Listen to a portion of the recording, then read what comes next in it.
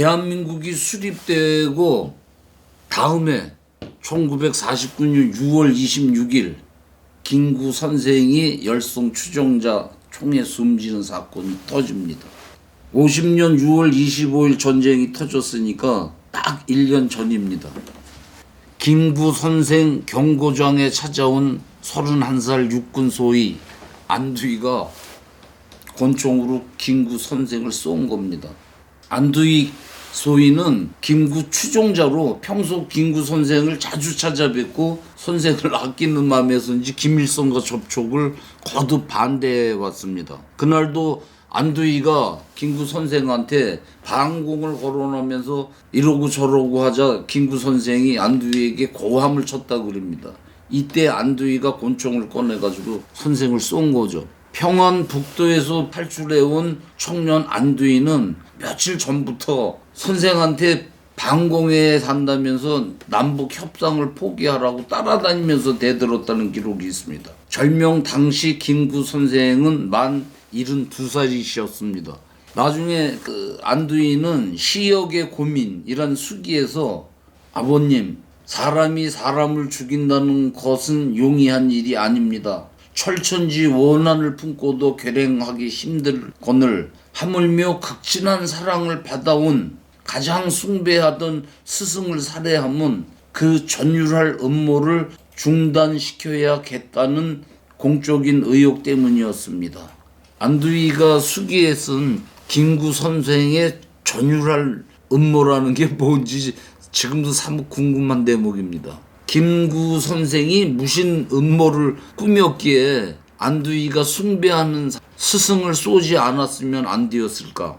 김구를 남한 정부 수립 반대 도구로 이용했던 스티코프의 비망록을 보면 그 음모의 그림자를 추정할 수 있습니다. 안두희는 이북 빨갱이들에게 그 부모가 살해당하는 걸 보고 이남으로 탈출한 서북 청년 단원으로 김일성을 이롭게 하는 자들을 처단하는 암살단 백의사 단원이었지 않습니까? 김일성과 접촉하는 여운형을 암살한 백의사 단원들이 나중에 몇 년 지난 다음에 신문에 고백함으로써 밝혀진 사실이죠. 이남 전역은 좌익들 폭동으로 피천지가 되고 지도자들은 암살로 서로 죽이고 죽이는 마당에 신생 대한민국 경찰과 군은 내부에 침투한 오열들과 치열한 첩보전 전쟁을 벌입니다. 이때 김수임이라는 여성 간첩이 체포됩니다. 독일 여자 간첩이죠. 그 이중 간첩 마타하리를 연상케 하는 한국판 여자 간첩이죠. 김수임. 경기도 개성, 그러니까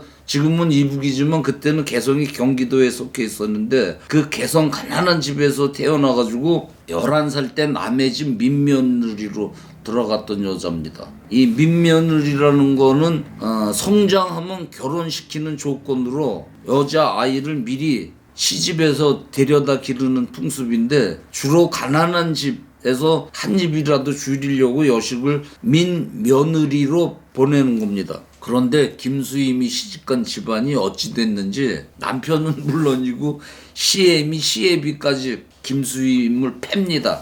김수임은 보따리를 싸들고 집을 나와서 어찌 하다가 미국 여자 선교사 양녀가 되어가지고 이화여자학교 영문과를 졸업하고 세브란스 병원에서 통역을 합니다. 그러다가 이강국을 만나서 첫눈에 반해가지고 사랑에 빠집니다. 이강국 골수빨갱입니다. 일본 동경대 법학과를 졸업해가지고 독일 베를린 대학을 나온 미남이었죠. 김수임은 첫눈에 이강국에 반했고 이강국은 김수임의 그 활달한 성격이 마음에 들었다고 합니다. 그들은 뜨겁게 사랑을 나누다가 이강국이가 경찰에 쫓기게 되면서 헤어져가지고 만나지 못하게 되는데 어려서부터 이미 성에 눈을 뜬 김수임, 그래서 경찰청 고문관 미군 대령과 동거를 하게 됩니다.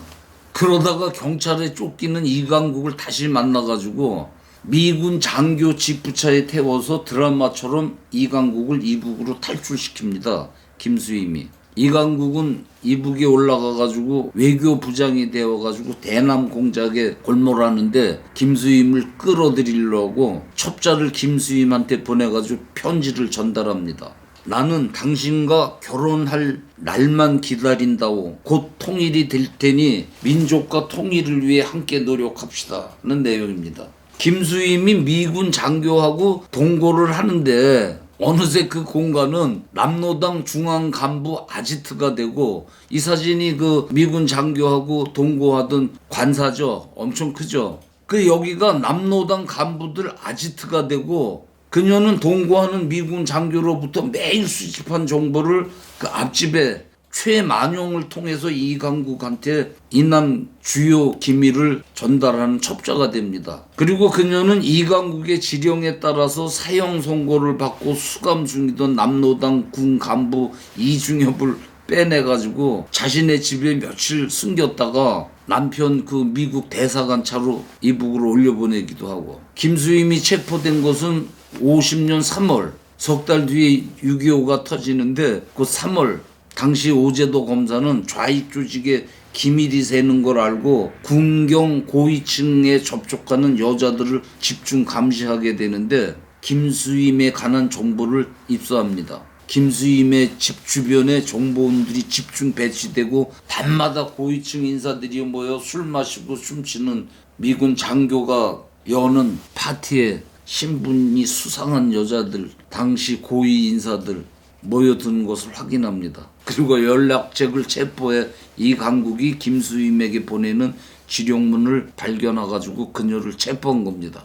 체포 당시 권총 3자루, 실탄 200발, 그리고 이북에 보내려던 많은 기밀 문서들도 압수됩니다. 김수임과 동거하던 미군 장교는 좌천되고, 김수임은 수감 중 6.25 전쟁이 발발해가지고 38선이 터지니까 바로 불러내서 총살시켜서 이슬로 사라지게 됩니다. 김수임 사건을 보면 좌익들은 목적을 위해서는 사랑하는 여인도 제물로 삼는다는 걸 확인할 수 있죠. 나중에 김수임의 애인 이강국도 미제 간첩이란 제목으로 박헌영, 이승엽 등 남로당 지도부들과 함께 김일성에게 처참하게 처형당합니다. 그 김일성이는 그때부터 잔혹한 놈이에요. 미친 개가 들어있는 철장을 갖다 놓고 미국 간첩이라고 그 자백을 안 하면 그 거품문 미친 개가 든 철장에 쳐 넣어가지고 개들한테 물려가지고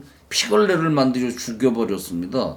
뭐 요새 그 손자놈은 뭐 비행기 쏘는 그 연발 큰 총으로 사람을 세워놓고 뭐 완전히 그 없애버린다고 하는데, 그 하랩이 김일성이는 이런 짓을 했어요. 이런 악독한 놈들 일가가 지금 3대까지 왔는데 3대 못 넘어갈 겁니다. 이제 더는 북한산 기운이 이놈들 용서치 않을 겁니다. 이놈들 무너지고 이북이 열리고 주사파 명단이 들춰지면 주사파 놈들 친일 매국노보다 더한 오명을 대대손손 쓰게 될 겁니다.